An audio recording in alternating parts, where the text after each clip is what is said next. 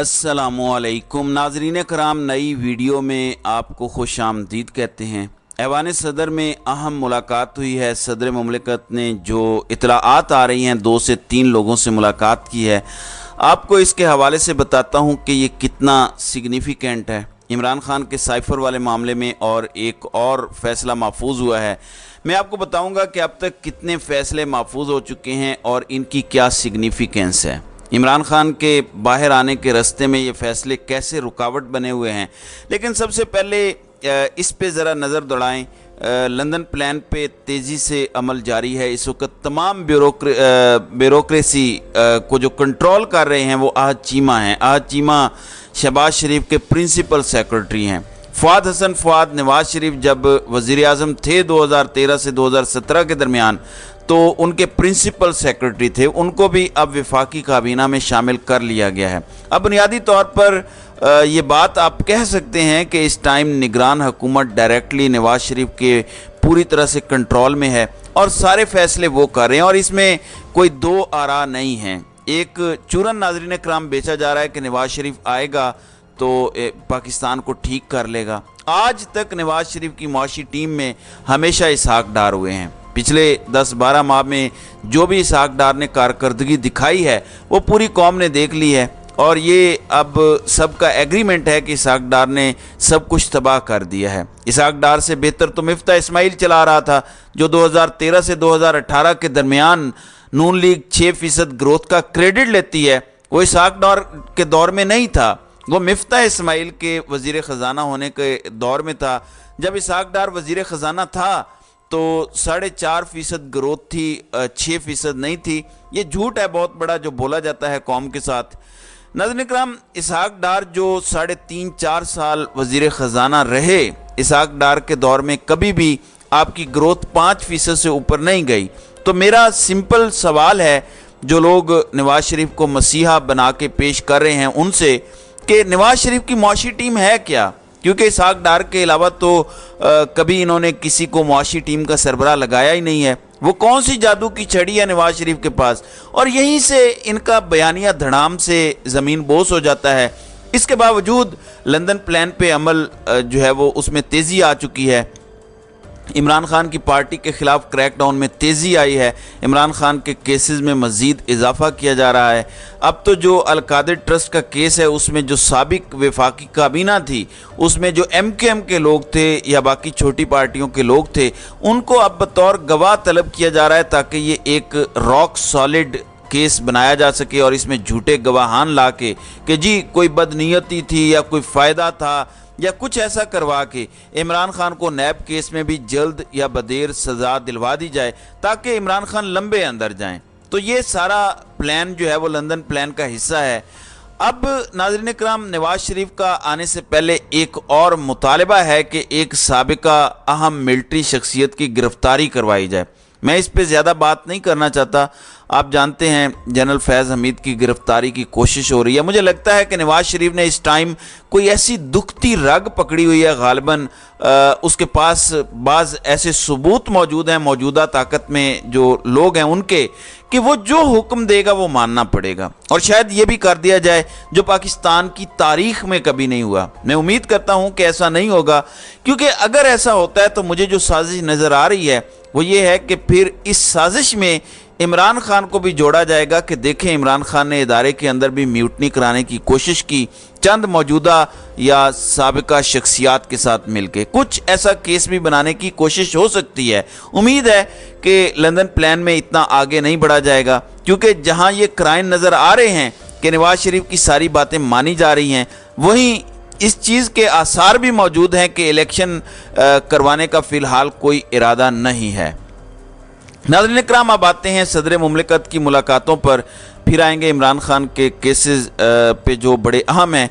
सदर मुमलिकत ने कानूनी माहिरीन और आइनी माहिरीन से आज मुलाकात की है। मीडिया पर यह मुस्तकिल ख़बरें चल रही हैं कि सदर मुमलिकत ज़हन बना चुके हैं और मैं आपको बता चुका हूं कि इलेक्शन शेड्यूल सारा मुकम्मल करने के लिए इलेक्शन कमीशन को कम अज़ कम 54 दिन चाहिए। सो जो कानूनी और आइनी पोजीशन है, सदर को अगले 2 दिन में, आज कल या मैक्सिमम शायद परसों का दिन भी हो, इलेक्शन की तारीख देनी पड़ेगी। अगर वो नहीं देते تو وہ آئین سے خلاف ورزی کے مرتکب ہوں گے۔ آج ان کو روکنے والے ان سے آئین شکنی کروا رہے ہیں، اور میں آپ کو بتا رہا ہوں جو ان کو آج روک رہے ہیں کل کو یہی لوگ ان کے خلاف آئین شکنی کا کیس بنائیں گے سبق سکھانے کے لیے، کیونکہ صدر مملکت قابو تو آ گئے تھے لیکن پوری طرح سے قابو نہیں آئے ہوئے تھے۔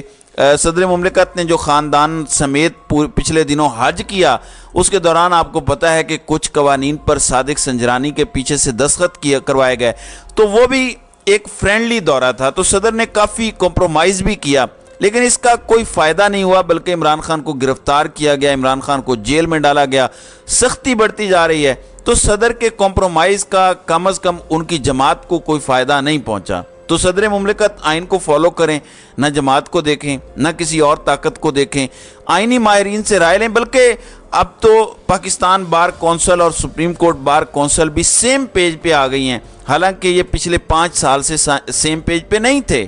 یہ بھی کہتے ہیں کہ صدر کو الیکشن کی تاریخ دے دینی چاہیے۔ آئین کا آرٹیکل 48(5) بالکل واضح ہے کہ صدر اگر اسمبلی تحلیل کرتے ہیں، جو کہ ان کے دستخطوں سے ہوئی ہے اس کیس میں، تو وہ پھر الیکشن کی تاریخ دینے کے مجاز ہیں۔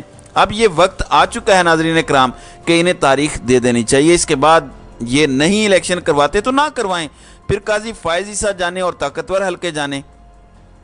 ناظرین کرام، عمران خان کے 3 کیسز ہیں اس وقت، اور 5 گھنٹے سے زائد ٹائم ہو چکا ہے فیصلہ محفوظ کیے ہوئے۔ اس سے پہلے اٹک جیل سے اڈیالہ جیل منتقلی کا کیس، عمران خان کے کیس میں جج کی تعیناتی ٹھیک تھی یا غلط تھی اس کا کیس، اور اب کل سائفر کیس کی سماعت اٹک جیل میں ہوگی یا عدالت میں ہوگی، اس پر بھی فیصلہ محفوظ ہے۔ پچھلے 2 فیصلے جو میں نے آپ کو بتائے ہیں اس میں فیصلہ کافی ٹائم سے محفوظ ہوا ہے، لیکن جسٹس عامر فاروق کو سنانے کی اجازت نہیں ہے، اور اب اس کیس کا بھی فیصلہ محفوظ کر کے جسٹس عامر فاروق غائب ہو گئے ہیں۔ اب آپ ذرا امیجن کریں کہ کل اس کیس کی سماعت ہے اور جسٹس عامر فاروق کا کوئی پتہ نہیں ہے کہ وہ کہاں پہ ہیں۔ تو یہ ہے پاکستان کا ٹوٹل عدالتی نظام اس ٹائم، کہ جب تک بڑے گھر سے اجازت نہیں ملے گی ہائی کورٹ کا چیف جسٹس بھی فیصلہ سنانے کی ہمت نہیں کر سکتا۔ کیا پاکستان کا عدلیہ کا نظام کبھی اتنا کمپرومائز ہوا ہے؟ ایسا سوال ہی پیدا نہیں ہوتا جتنا اب پاکستان کا نظام کمپرومائز ہے، جس طرح سے ججز کمپرومائز ہو چکے ہیں، جس طرح سے میڈیا کمپرومائز کر چکا ہے، اس کی کوئی مثال پاکستان کی تاریخ میں آپ کو نہیں ملتی۔ ہم اگلی کئی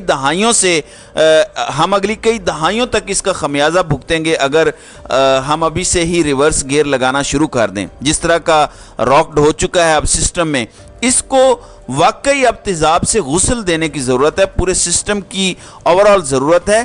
ان سارے کمپرومائزڈ لوگوں کو سسٹم سے نکال کے نئے لوگوں کو بھرتی کرنے کی ضرورت ہے۔